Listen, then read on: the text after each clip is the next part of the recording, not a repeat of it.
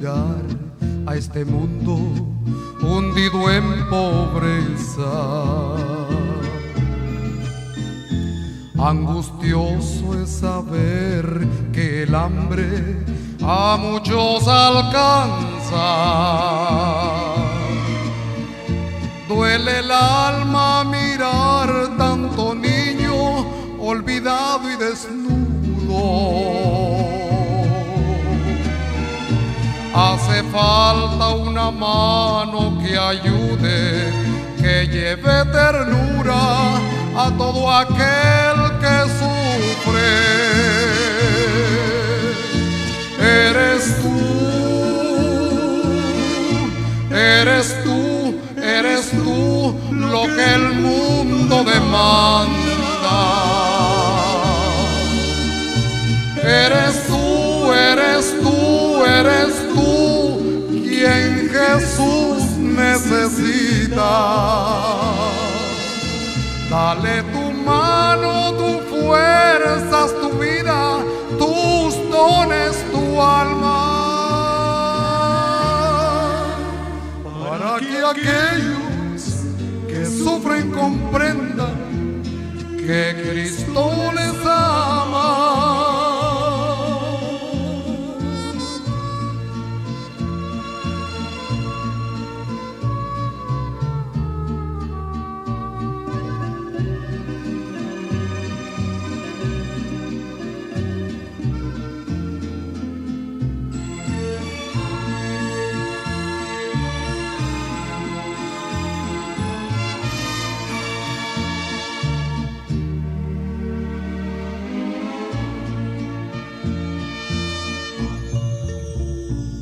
Terremotos y luchas sangrientas sacuden al mundo.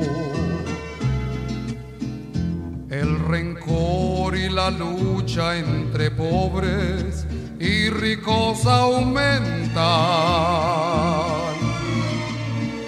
Se envenenan los hombres con droga y falsa doctrina.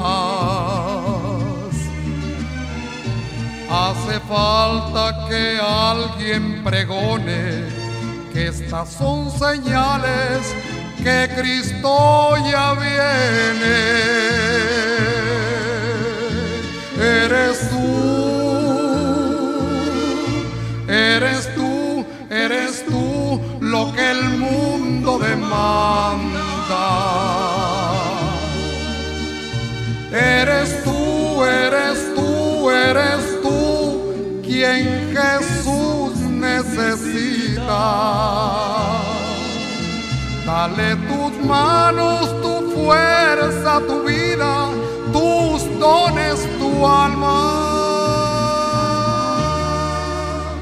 para que aquellos que sufren comprendan que Cristo les ama. Eres tú, eres tú, eres tú.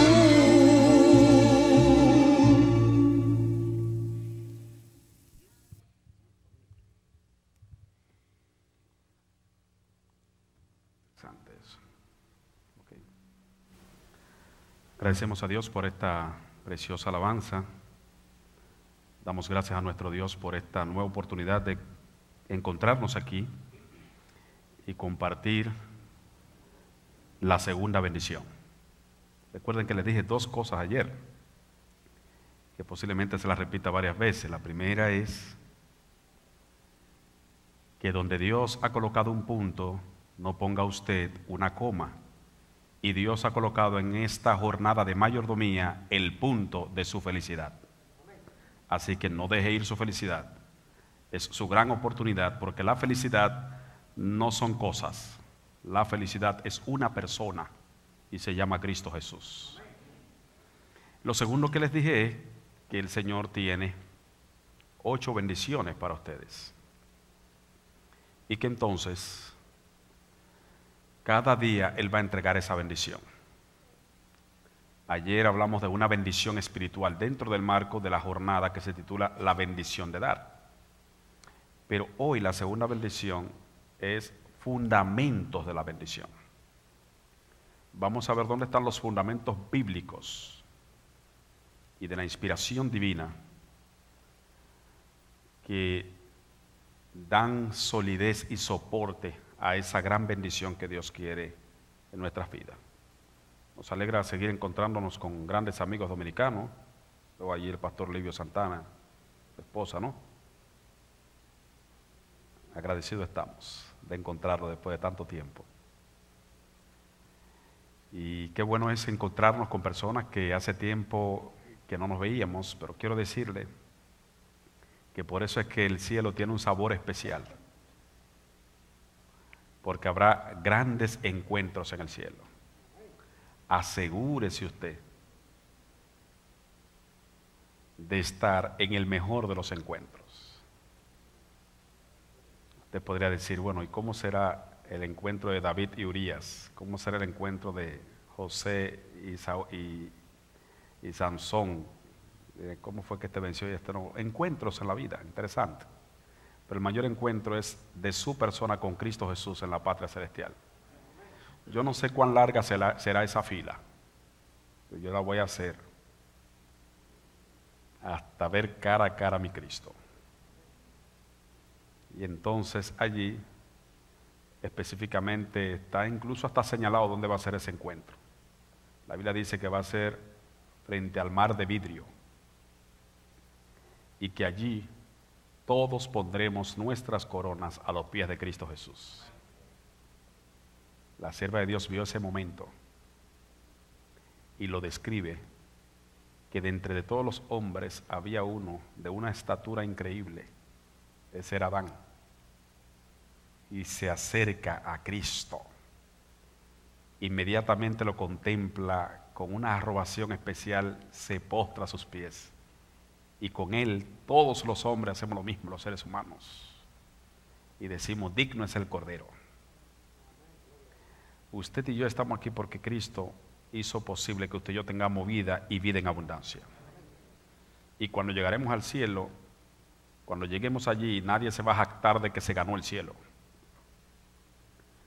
porque el cielo nadie se lo ganó, al cielo alguien nos lo regaló.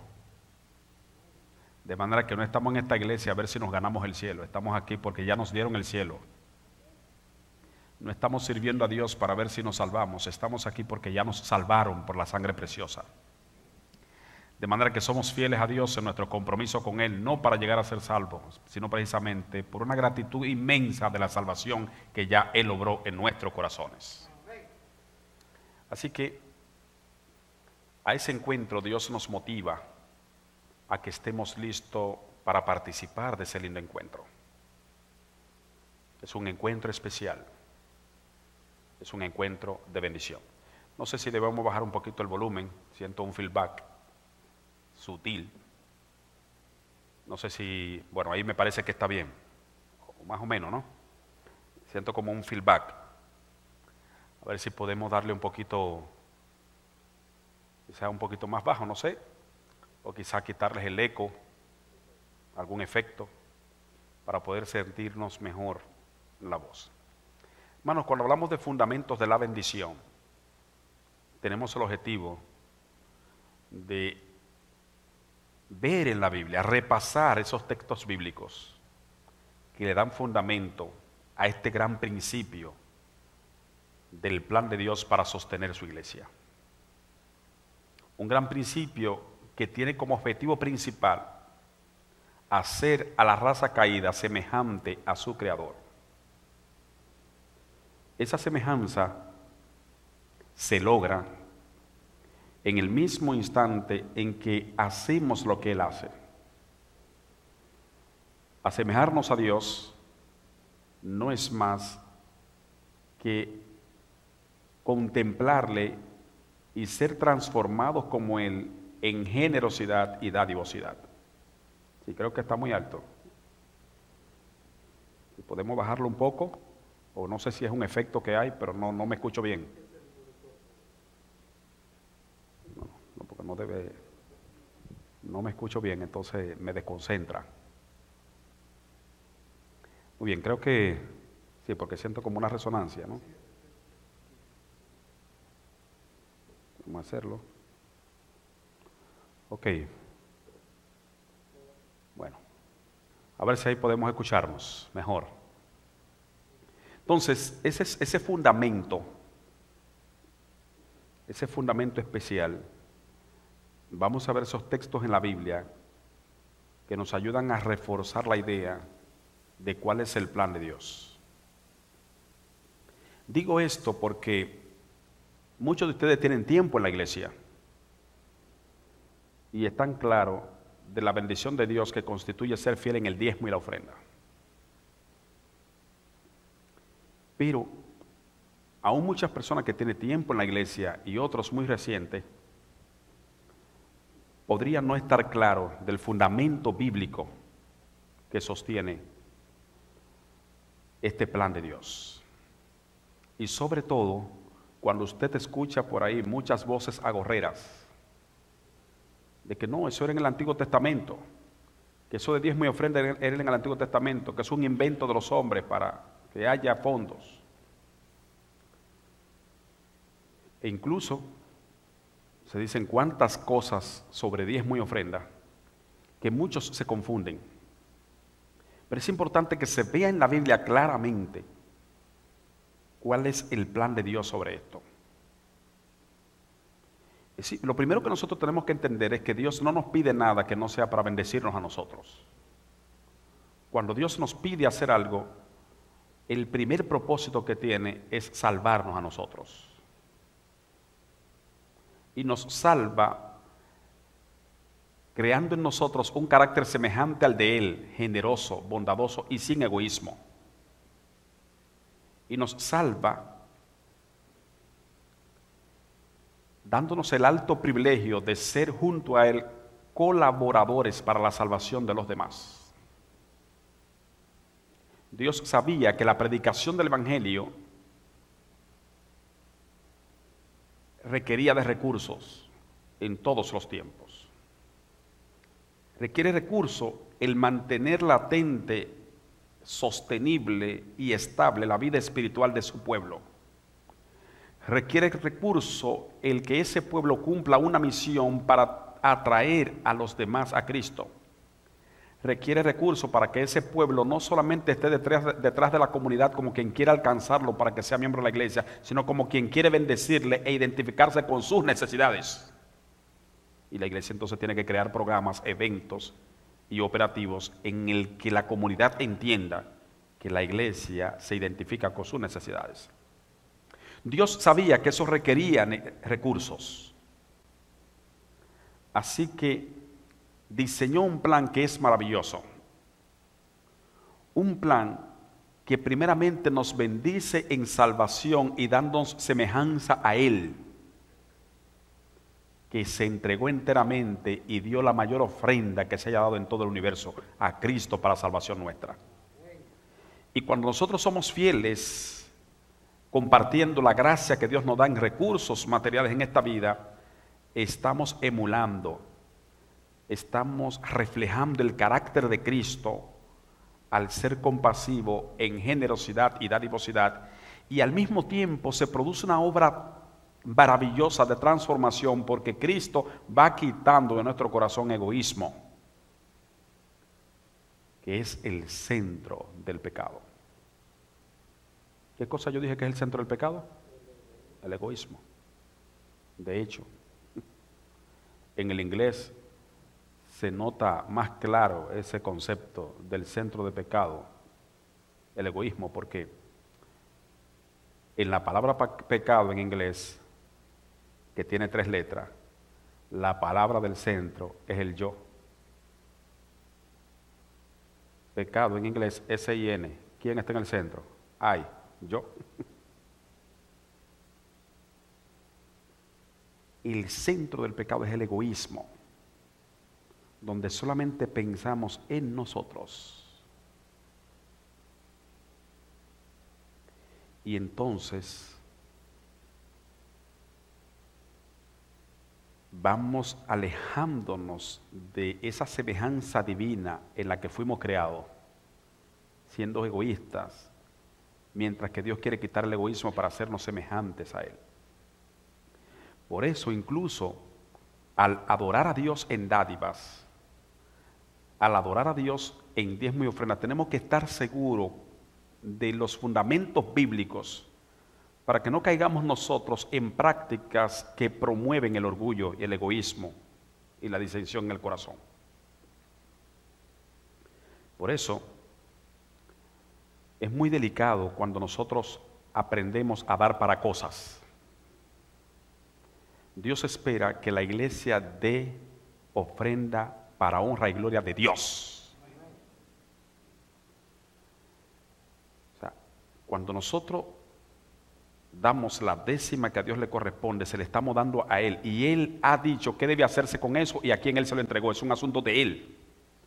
Cuando yo le doy a Dios su primera décima, no tengo que cuestionarlo a Él que a quién se lo dio y qué está haciendo ese. Es un problema de Él y con quien Él se lo dio.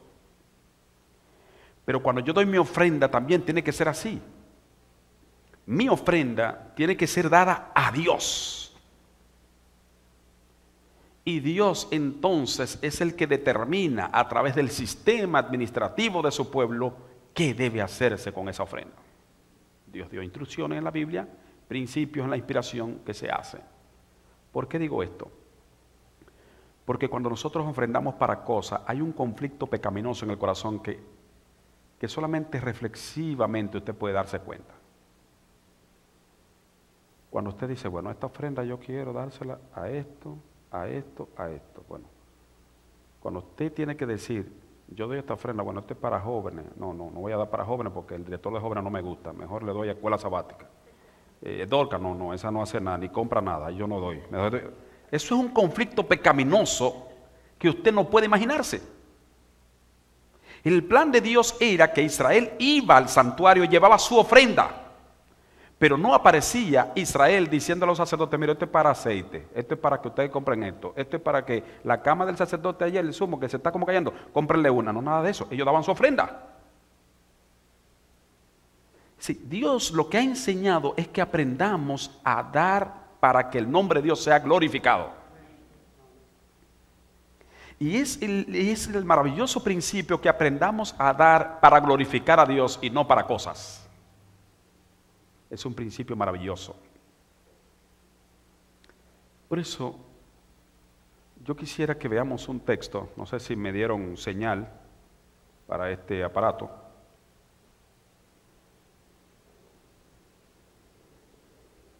Sí, deben conectarlo al USB del CPU que tiene el archivo de PowerPoint.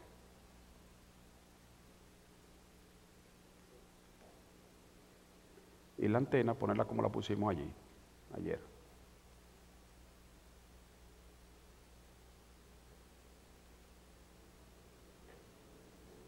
Puedes tumbar la diapositiva y hacerla subir de nuevo. Y asegurarte que el cable USB de la antena esté en el CPU que está mandando la imagen.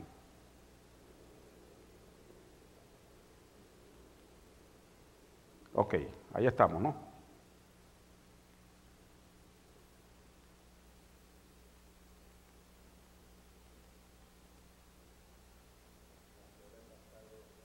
No, así perdemos la dinámica de predicación.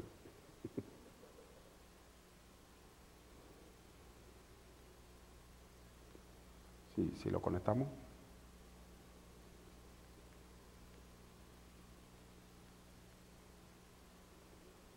Sí, eso está.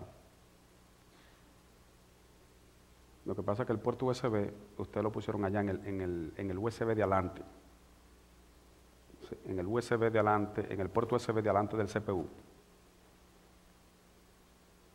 Entonces ahí le toma. Pero debes tumbar la diapositiva. O sea, debes tumbar la diapositiva, es decir, cerrar el archivo PowerPoint, cerrarlo, conectar el USB y abrirlo. Sí.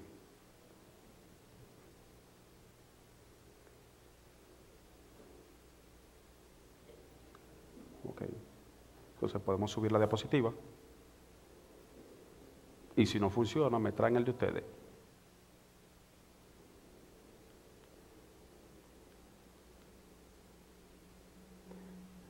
El cable que está en la antena, en la cajita de la antena, asegúrate que no esté flojo. A ver si.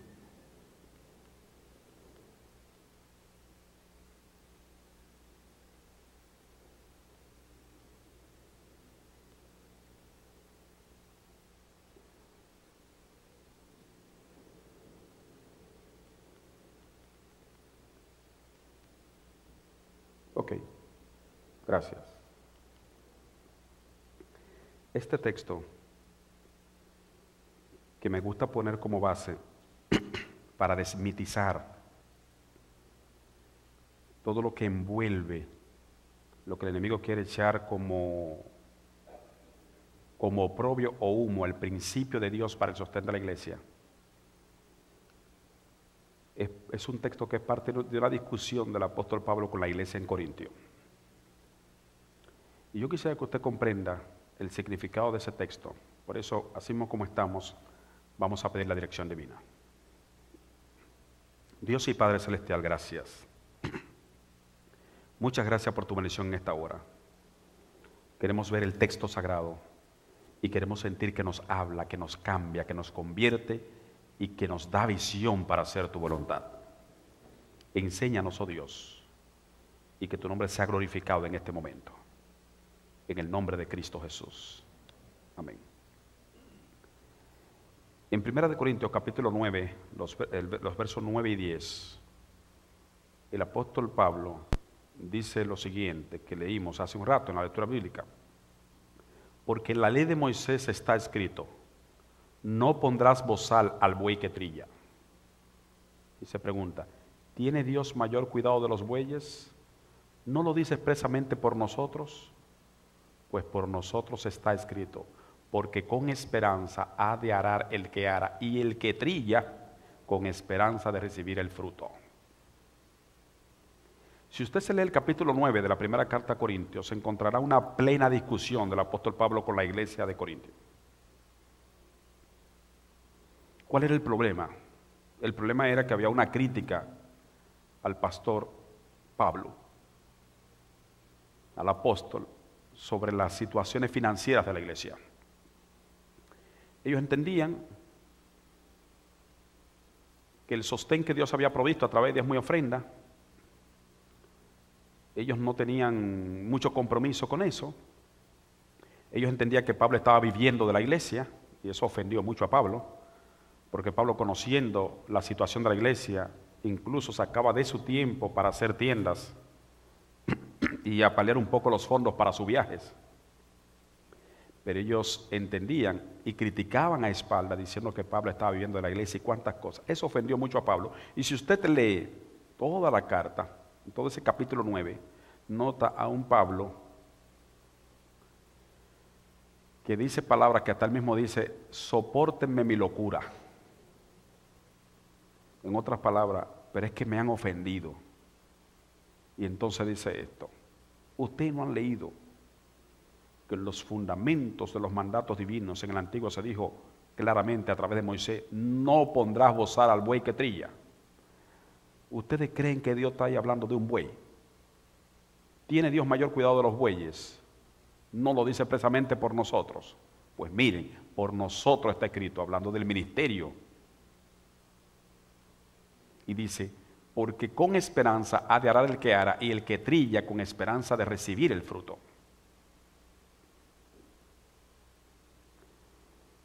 No pondrás bozal al buey que trilla es un principio del sostén del ministerio. Pero también es un principio maravilloso, y es que la iglesia no puede estar amordazada. La iglesia no puede estar atada financieramente. Y es nuestra responsabilidad como depositarios de las bendiciones del cielo el suplir para que la causa de Dios avance y su casa sea atendida también. Dios se goza cuando nosotros no ponemos estorbo al principio de expandirse la palabra, sino que colaboramos con Él para que la palabra llegue y se cumpla el propósito de salvación de Dios. Algunas personas han cuestionado esto de diezmar y ofrendar, diciendo que no, que eso eran sistemas antiguos y que eso era para Israel. Que eso de diezmo y ofrenda era para Israel, que ahora no, ahora estamos en otra dispensación y es como cada quien quiera, porque ahora no hay principio, no hay ley, y que eso era para Israel. Pero si usted hace un análisis, en tiempos tan antiguos como lo del patriarca Abraham, se menciona ya la práctica de diezmar como un sistema ya instaurado. Si ustedes leen el libro de Génesis capítulo 14, los versos 18 al 20, leen allí: entonces Melquisedec, rey de Salem y sacerdote del Dios Altísimo, sacó pan y vino y le bendijo diciendo: bendito sea Abraham del Dios Altísimo, creador de los cielos y de la tierra, y bendito sea el Dios Altísimo que entregó tus enemigos en tu mano. Y le dio a Abraham los diezmos de ¿cuánto? De todo. ¿Cómo aprendió Abraham la práctica de diezmar? ¿Quién le dijo que debía diezmar? Y no que era para los judíos, y no que era para Israel. ¿Y dónde hay un israelita por ahí? Porque para parecer los judíos o Israel, primero tenía que tener a Abraham a Isaac, y después Isaac a Jacob, que se convirtió en Israel, y después Jacob tener a Judá, para que haya judío. De manera que si alguien está diciendo, no, porque eso era para Israel, eso de diezmar y ofrendar, eso era para Israel, eso era para los judíos. Bueno, Abraham hacía eso. Y no había seña ni siquiera de israelita ni de judío. Todavía se llamaba Abraham, ni siquiera se llamaba Abraham todavía. Y ya él de todo le daba diezmo a un tal Melquisedec, que es una discusión teológica, no es un tema que nos ocupa ahora. Ahora, devolvía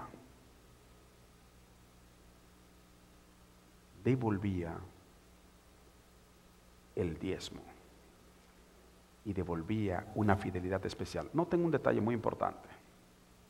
Más adelante, el mismo libro de Génesis presenta otro incidente relacionado con la dadivosidad. Se nos dice que Jacob hizo voto al Señor. Y si ustedes leen el libro de Génesis capítulo 28, los versos 30, los versos 20 al 22. Si ustedes leen ese texto, dice: si fuere Dios conmigo y me guardare en este viaje en que voy, y me diere pan para comer y vestido para vestir, y si volviere en paz a casa de mi padre, Jehová será mi Dios. Y esta piedra que he puesto por señal será casa de Dios, y de todo lo que me diere, ¿qué cosa? Diezmo apartaré. ¿Para quién? Para ti. ¿Quién le enseñó eso a Jacob? Estaba instaurado. Todavía su hijo Judá no había nacido. Todavía no se había convertido en Israel. Es un principio que está claro en toda la Escritura. Si ustedes se leen Levítico capítulo 27, los versos 30 al 32, notan un mandato expreso de Dios que indica quién es el dueño del diezmo. Si ustedes notan, dice allí: y el diezmo de la tierra, así de la simiente de la tierra como del fruto de los árboles de Jehová es cosa dedicada a Jehová. Y todo diezmo de vacas o de ovejas, de todo lo que pasa bajo la vara, el diezmo será consagrado ¿a quién? ¿Quién es el dueño del diezmo? Dios. Lo primero es que Dios es dueño de todo lo que nos da. Pero la primera décima que Él se ha apartado, Él dice que eso es de Él. Hay una expresión allí: todo que pasa bajo la vara. Porque en Israel había alguien con una vara que contaba el ganado, y cada 10 esa era. Pasaba el ganado y cada 10 la vara bajaba y apartaba. Era la forma de diezmar en un sistema donde la moneda no estaba muy instaurada todavía, en los inicios. Pero dice que es cosa dedicada a Jehová, y que el diezmo será consagrado ¿a quién? A Jehová. Hubo una vez que el pueblo criticó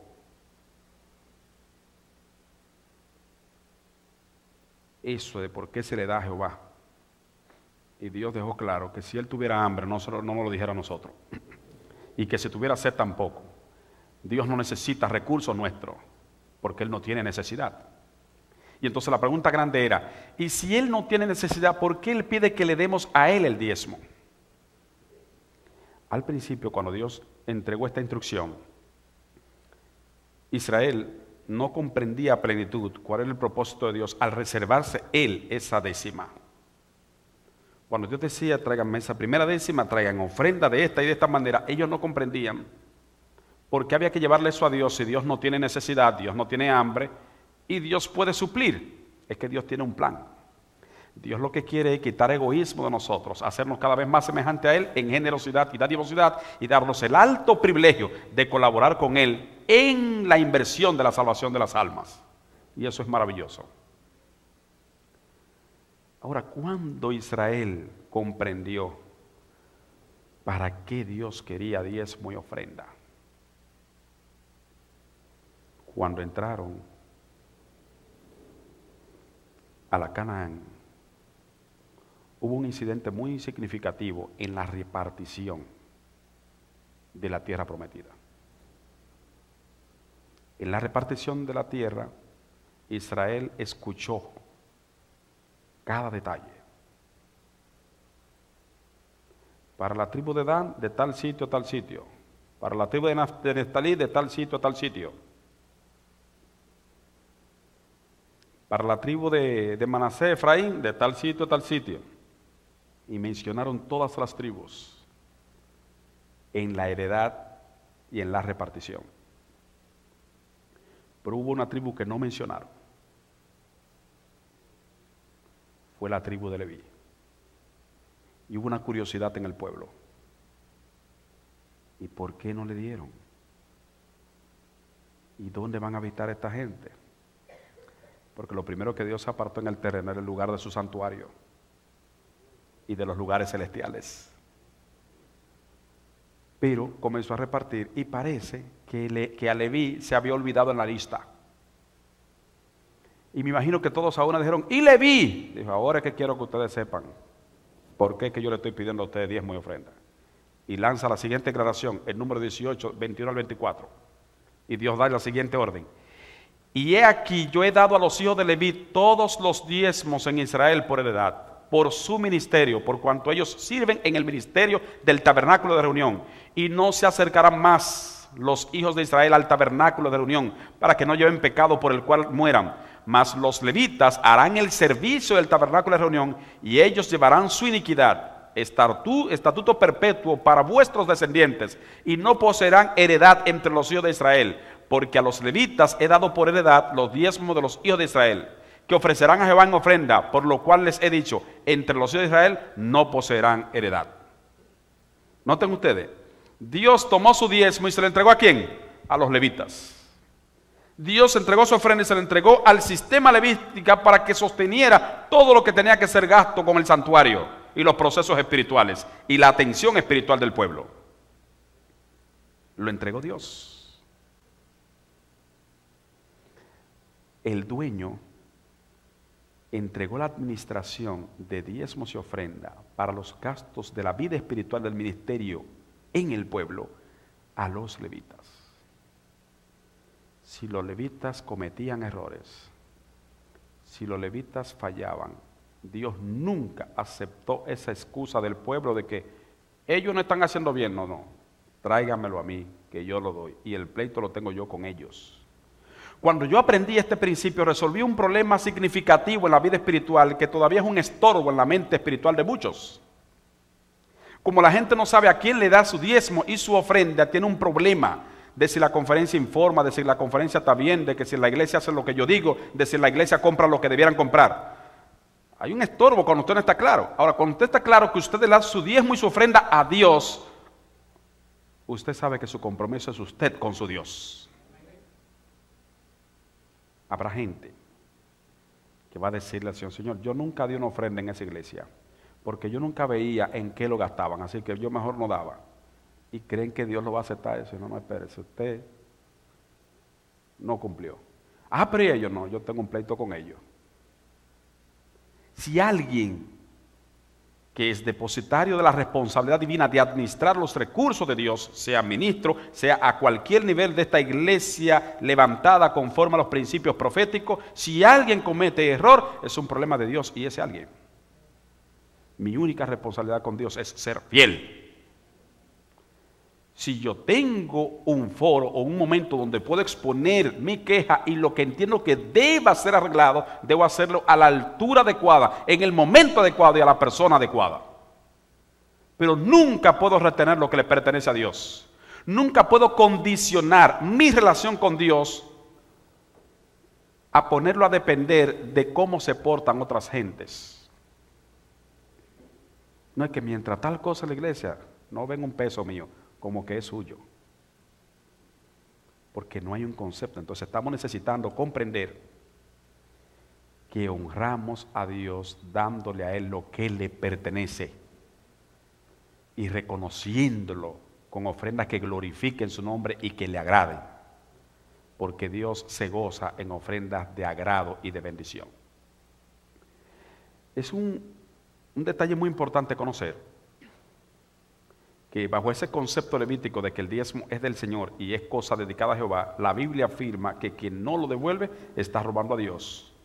Pero el fiel será bendecido hasta que sobreabunde. Y entra un texto muy conocido por usted, que está en Malaquías 3, los versos 8 al 10. ¿Robará el hombre a Dios? Pues vosotros me estáis robando. ¿En qué te hemos robado? En vuestros diezmos y ofrendas. Entonces Dios dice, maldito soy con maldición, porque vosotros, la nación toda, me estáis robando. Traed todos los diezmos al alfolí y hay alimento en mi casa, y probadme ahora en esto, dice Jehová de los ejércitos. Si no, os abriré la ventana de los cielos y derramaré sobre vosotros bendiciones hasta que sobreabunde. Es un desafío que Dios hace. Algunos han tenido preocupación con el asunto de diezmo y ofrenda, y en la mente de algunos ha sembrado cizaña por el hecho de que en el Nuevo Testamento pareciera que no se habla mucho de diezmo y ofrenda. Pero es importante que entendamos que el Nuevo Testamento no está para repetir todo lo que ya se sabía. Es lo mismo que pasa con el sábado. ¿Y por qué no se habla tanto del sábado en el Nuevo Testamento? Es que el Nuevo Testamento no estaba para repetir una cosa que se entendía. Sin embargo, habla del sábado, ¿sí o no? El Nuevo Testamento no tiene que estar hablando tanto del sistema de ofrenda, porque eso era A, E, I, O, U, eso era cosa aprendida. Sin embargo, cuando usted va a la Biblia y hace un análisis al Nuevo Testamento, encuentra que el Nuevo Testamento habla más de diezmo y ofrenda de lo que la gente se imagina. Y deja claro el Señor Jesucristo, los apóstoles dejan claro los principios maravillosos del plan de Dios para sostener su iglesia. Por ejemplo, en la parábola del fariseo y del publicano, Cristo pone en boca del fariseo la siguiente palabra que nosotros podemos encontrar en el libro de Lucas capítulo 18 verso 12. Dice, ayuno 2 veces a la semana, doy diezmo de todo lo que gano. Noten ustedes que en este lugar se presenta, aquí se presenta el diezmo como una práctica tan vigente como la del ayuno. Y aunque Cristo reprobó la conducta del fariseo, no la reprobó porque él ayunaba y diezmaba, sino porque solamente él hacía eso. Si Cristo hubiese querido quitar el sistema de diezmos y ofrenda, hubiese dicho, ese fariseo no está en la cosa, porque ya yo no quiero eso, yo lo que quiero que hagan esto. Pero Cristo lo que reprende en él fue el concepto de que él creía que con hacer eso ya él merecía el favor de Dios o ya tenía la salvación. De manera que el diezmo y ofrenda no es un sistema para que usted alcance la salvación. Es una respuesta de amor y gratitud, de reconocer el señorío de Jesucristo y agradecer la salvación que ya se le entregó a usted por la gracia. Cuando Cristo también presenta la práctica de diezmar en relación con la conducta de los fariseos, es interesante. Porque en la conducta de los fariseos, cuando leemos el libro de Lucas, capítulo 11, verso 42, que también se encuentra en Mateo 23, 23, Cristo dice, ay de vosotros, escribas y fariseos hipócritas, porque diezmáis la menta y el eneldo y el comino y dejáis lo más importante de la ley, que es a saber la justicia, la misericordia y la fe. Esto era necesario hacer sin dejar de hacer aquello. Noten qué interesante. Cristo está llamando a la atención porque los fariseos eran tan detallistas diezmando que la menta, el eneldo y el comino, recursos económicos o especias tan insignificativas en materia de valor, ellos eso lo diezmaban con rigurosidad. Es decir, era como sacar el diezmo hasta de 10 centavos de cualquier cosa. Entonces noten ustedes que Cristo no está condenándolo por eso, sino porque dejan de hacer lo más importante. Lo más importante es que usted tenga una relación con Dios y practique la justicia, la misericordia y la fe. Y Cristo dice, esto era necesario hacer, y así que déjenme lo otro, dijo él. ¿Cómo dice el texto? Sin dejar de hacer lo otro. Lo que quiere decir que Cristo está confirmando que ese sistema que él instauró todavía está vigente y es válido. Cristo hubiese dicho, yo quiero que ustedes hagan esto, misericordia, justicia y fe, y ya no hagan aquello porque no tiene sentido. No, él está diciendo, esto era necesario hacer sin dejar de hacer lo otro. Este principio es significativo porque hay personas que incluso se crean conflicto en eso. Mire, en lo que fue 8 años dirigiendo mayordomía, yendo por muchas iglesias, uno encontró cosas significativas y cosas hasta cosas a veces. En uno de los seminarios públicos que di en un pueblo de mi país, alguien me dijo la pregunta, me aseveró, o sea, él escuchó los argumentos bíblicos del Espíritu de Profecía tan fuerte que él se puso en pie y dijo, mire, es verdad que eso está en la Biblia, yo sé que eso es así, pero también la Biblia me dice que si yo tengo algo con mi hermano,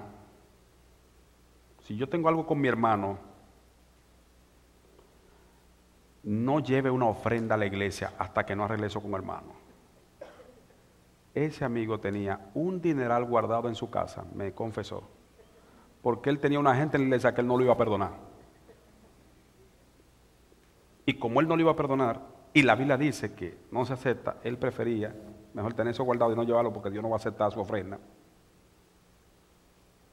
Porque él no tenía mente pensar, perdonar al hermano. Noten hasta las cosas que se dan.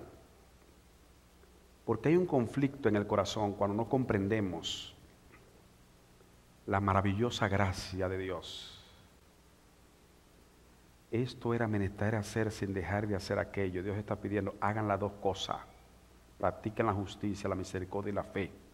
Y me gozo en que sean fieles detalladamente en el compromiso de fidelidad de diezmo y ofrenda. Es lo que Dios te está diciendo en este texto.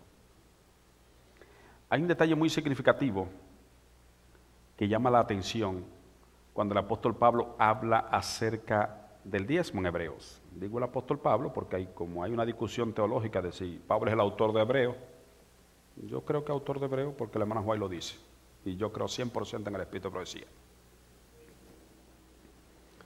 En la carta a los Hebreos el autor incluye en su argumento el tema del diezmo, y en el capítulo 7 de la carta a los Hebreos él recuerda el incidente que hablamos de Abraham y Melquisedec. Y hablando del acto de Abraham de entregar el diezmo a Melquisedec, el autor de la carta infiere una bendición teológica sobre la superioridad del ministerio de Cristo en relación con el sacerdocio levítico. Es importante ese detalle en Hebreos porque ustedes van a encontrar personas que le dicen que no, que el sistema de diezmar y ofrendar eso era para Israel, que ahora es como nosotros querramos dar y a quien le querramos dar. Y entonces, cuando usted nota lo que dice el versículo 8 de Hebreos 7, dice claramente, aquí ciertamente reciben los diezmos hombres mortales, pero allí uno de quien se da testimonio de que vive. Noten lo que está diciendo el apóstol. Aquí ciertamente reciben. ¿En qué tiempo está el verbo? En presente. Lo que quiere decir que después de la muerte de Cristo, en el ministerio de Pablo y fundando iglesia, decía él, aquí ciertamente reciben. Él pudo haber dicho, aquí ciertamente recibían en el tiempo de Israel los diezmos y la ofrenda hombres mortales. No, él está diciendo, aquí ciertamente reciben, porque el sistema de diezmar y ofrendar estaba vigente en la iglesia apostólica. Y ese es un detalle interesante para saber el plan que Dios tiene todavía como vigente para que su obra avance en esta tierra. Me interesa avanzar y poder explicarle a ustedes, dejar claramente a ustedes el uso del diezmo y la ofrenda. ¿Por qué? Hay un montón de personas en la iglesia que aún teniendo tiempo en la iglesia están confundidos con esto. Y muchos hermanos nuevos no comprenden cuál es la importancia del diezmo y de la ofrenda. Hay hermanos que sienten que cuando dan el diezmo, con eso es que se paga la energía, con eso es que se le da mantenimiento al aire, con eso es que se da esto. Entonces, por eso, como no se comprende bien cuál es el uso del diezmo y la ofrenda, usted ve que hay gente que pone en un sobre 500 pesos de diezmo y nada de ofrenda. O pone 2,000 pesos de diezmo y pone ahí 20 pesos de ofrenda. La sierva de Dios, en esa práctica que había en su tiempo, porque es interesante leer los escritos del hermano Juan y toda la historia, te verás cómo era la misma cosa, en todos los tiempos eran los mismos pleitos, las mismas circunstancias. Gente que no participaba de manera correcta en el sistema de ofrenda, ella llegó a decirle: hay quienes participan de disfrutar de nuestros buenos templos en adoración y del gozo del costo y dejan que otros paguen la cuenta, dice ella a sí misma, en el libro Consejo sobre Mayordomía Cristiana. ¿Por qué? El diezmo, la Biblia dice claramente que es para el sostén del ministerio. ¿Qué es el sostén del ministerio? El sostén del ministerio incluye el salario de los pastores y misioneros en el mundo. El sostén del ministerio incluye todo aquello que sea gasto del sistema adventista que tiene que ver directo con la predicación del evangelio. Por eso a los maestros de Biblias, en muchas de nuestras conferencias, se le puede pagar con diezmo, porque están trabajando la parte de la predicación. Entonces, el diezmo que yo doy en una iglesia no cubre solamente el salario del pastor de la conferencia de la Carolina. Hay un sistema que todas las conferencias del mundo dan su diezmo, la conferencia manda 1/10 parte de ese diezmo a la unión y le manda 1/10 parte a la conferencia general. Con esa parte, con ese diezmo, la iglesia, la conferencia paga los pastores, los misioneros y las subvenciones a los gastos que tienen que ver con la predicación del evangelio. De esa parte de diezmo saca también la subvención que manda cada año a las iglesias para inyectar al presupuesto de evangelismo. Porque es todo lo que tiene que ver con predicación se sostiene. De ahí se hace todos los que son gastos que tienen que ver con la conferencia, pago del apoyo de empleados de la conferencia, pago de los sobres de diezmo, la reproducción de esto, de ciertos materiales. Eso, el diezmo. Entonces, en 1/10 parte va a la unión, porque la unión con esa 10 parte de sus diferentes asociaciones, entonces le paga a todos los que trabajan para la unión, empleados locales de la unión y los empleados y los misioneros que manda la unión a otros lugares. Y también la unión, con ese diezmo, entonces le inyecta a las conferencias necesitadas de su territorio. Es decir, en el caso dominicano, hay una unión dominicana y 6 asociaciones, es decir, hay 4 asociaciones y 2 misiones. Cada misión le manda el 10% de su diezmo a la unión. Entonces la unión cubre los gastos de sus empleados y sus misioneros. Y entonces el otro diezmo se lo inyecta a la misión del nordeste y a la misión del sur, que son los 2 lugares más pobres que tenemos allá. Porque el diezmo que recibe la misión del sur de toda su iglesia no cubre ni siquiera el 50% de sus pastores. Porque en el sur, y los que son dominicanos aquí saben lo que es el sur, son iglesias muy pobres, pero ellos tienen que tener pastores con el mismo nivel, con maestría y con todo, y que ese pastor pueda tener un salario digno con el que pueda hacer la obra que tiene que hacer. Miren qué sistema tan bello, ¿no? ¿Qué ocurre entonces? El otro diezmo que es mandado a la conferencia general suple los misioneros de las divisiones, los empleados y todas esas cosas, y entonces inyecta a las partes vulnerables del mundo. ¿Cuáles son las partes vulnerables del mundo para la conferencia general? La ventana 1040, donde tenemos un desafío con los musulmanes. Rusia, ahora que es un impacto tremendo, pero todavía la cantidad de conversión no suple el fondo de diezmo para cubrir lo que hay que hacer allí. Y allí hay que mandar Biblia y material. Y ese diezmo cubre esos misioneros. Esa conferencia general le manda subvenciones a Haití, porque la unión, la división interamericana no puede toda la fuerza. Entonces esa división inyecta a Haití, donde tenemos una membresía más alta que la de República Dominicana, pero no tienen un diezmo que sostenga la cantidad de pastores que necesitan. Allá hay pastor hasta con 50 iglesias en Haití. ¿Y sabe por qué no tienen 80? Porque el diezmo que ustedes dan aquí, que llega a 1% a la conferencia general, entonces le suple a Haití, a África, a Rusia, a Japón, a sitios. Usted dice, pero Japón desarrollado sí. Pero el escepticismo hace que nuestra membresía no sea tan fuerte, por lo tanto, el diezmo fuerte que ellos dan no cubre lo que sí queremos hacer allá. Gloria a Dios porque somos una iglesia mundial. Y a veces cuando no somos fieles en diezmo de ofrenda, no estamos entendiendo qué es lo que estamos coartando en el sistema. Entonces el diezmo es para el sostén ministerio. Noten ustedes que yo hablé de diezmo y no hablé que se pagó aquí la factura de luz de esta iglesia, le llaman bill aquí. No hablé que se pagó la remodelación, de que si esta iglesia dice, no, esta alfombra queremos cambiarla un día, ponerle otro color. Yo no hablé de eso. Que queremos poner un equipo maestro, que aquí hay un problema de dorca, vamos a comprar varias cajas para darle a los pobres. No hablé nada de eso, porque el diezmo, dice la Biblia que es para el sostén del ministerio. Por eso, cuando usted toma un sobre de diezmo y pone ahí $500 con todo orondo que usted se siente, la iglesia no lo sintió. Porque esos 500 de diezmo va allá. Entonces yo no le estoy diciendo que ahora agarre esos 500 de diezmo y lo divide en dos y de 250 diezmos, no. Lo que le estoy diciendo es que Dios le dice que la primera décima es de Él. Y que después que usted le dio la primera décima, que Él se lo entregó a los levitas y es para el sostén del ministerio, ahora Él quiere que usted dé una ofrenda conforme Él se lo propuso en el corazón y conforme Él se le haya prosperado para que haya alimento en su casa y pueda hacerse lo que es la obra local del sustento de la iglesia. ¿Para qué es la iglesia? Para que esos bancos, cuando ustedes digan, nosotros queremos darle otro nivel a esto, queremos darle otra pintura o queremos hacer esto, usted pueda hacerlo. Para que cuando ustedes quieran que ese sistema llegue a su vida útil, el sistema de aire acondicionado y calefacción, se le agote su vida útil, usted tenga un recurso de dónde sostener eso. Porque es una situación. Si la iglesia no es consistente en su ofrenda, la iglesia no es sostenible. Porque estamos contentos que hay un aire aquí de calefacción y de aire acondicionado, pero ¿y si hay que darle un mantenimiento? ¿Y si llega la vida útil y hay que reemplazarlo?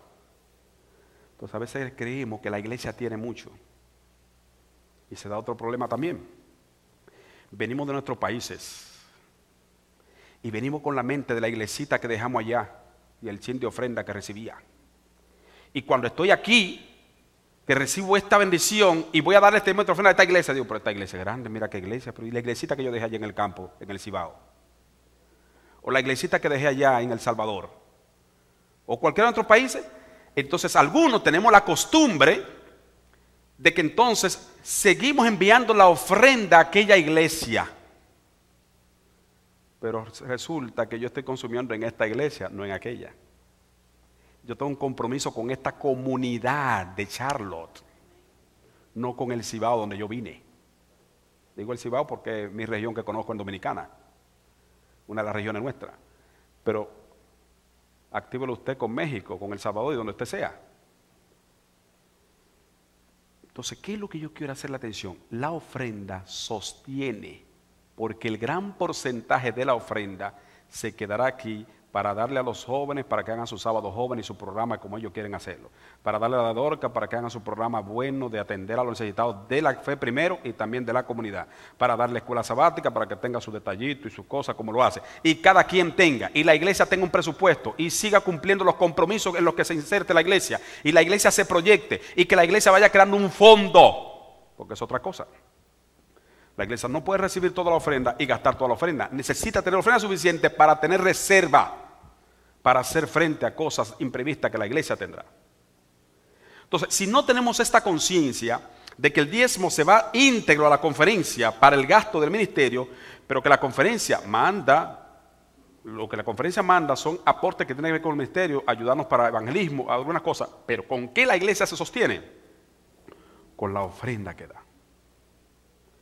Que la mayor parte de la ofrenda está aquí y entonces la iglesia determina un presupuesto, qué por ciento a cada departamento y qué por ciento a cada renglón de desarrollo de la iglesia.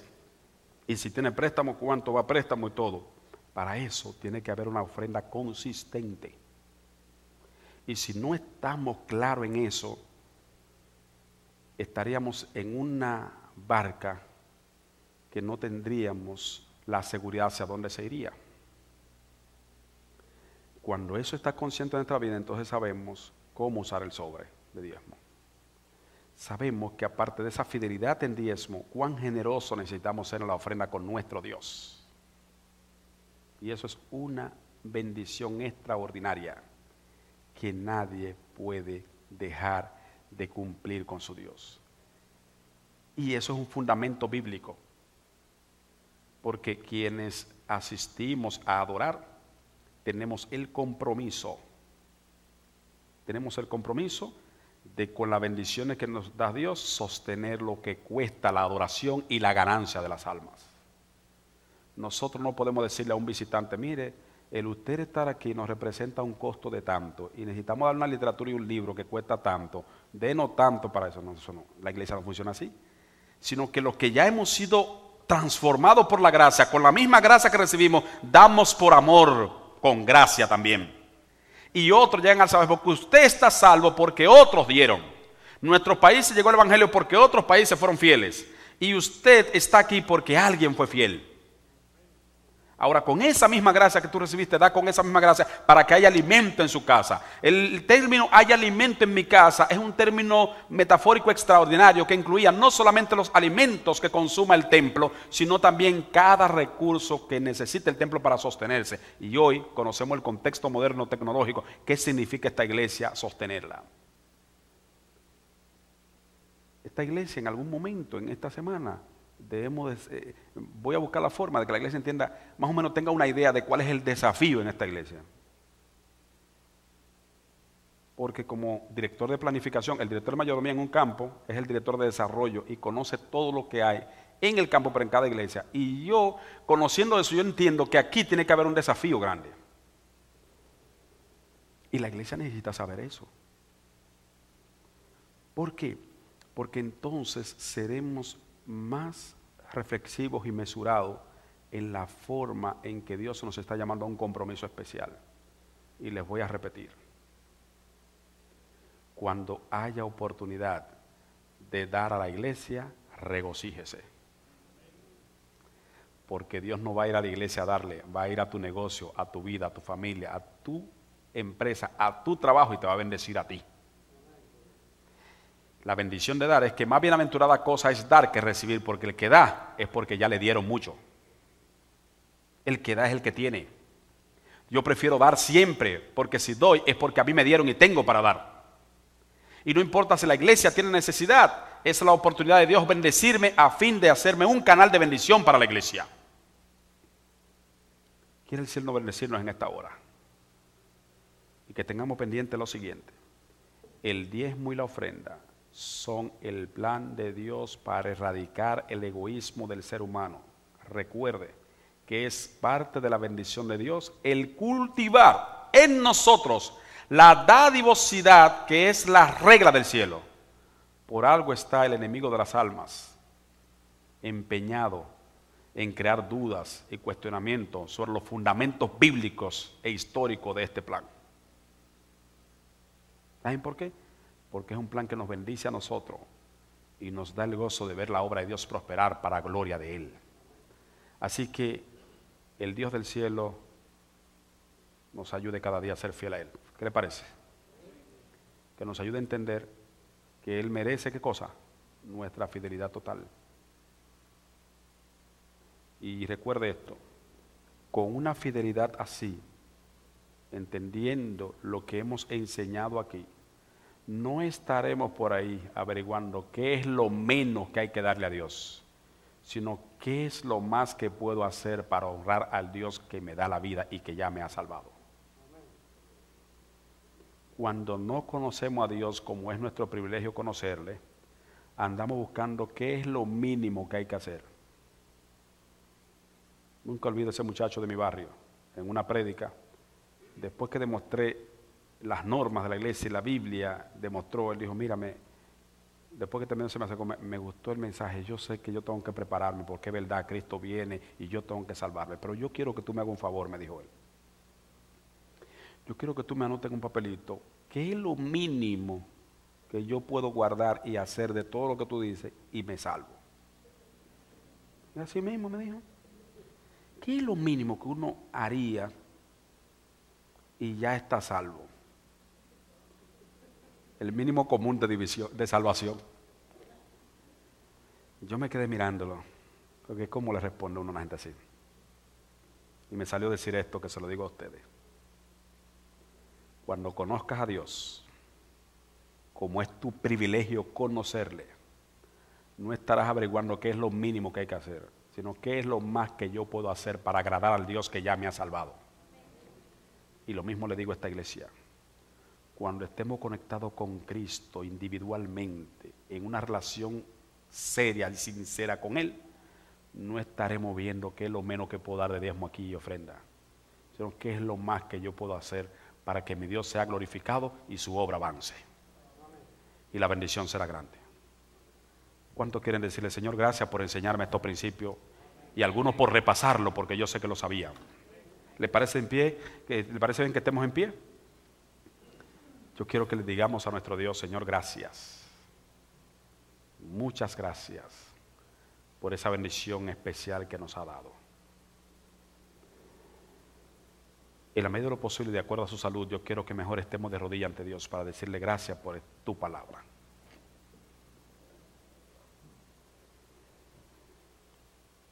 Señor Dios y Padre Celestial, gracias, muchas gracias, porque hoy hemos repasado el texto bíblico y hemos recordado el fundamento de esa bendición.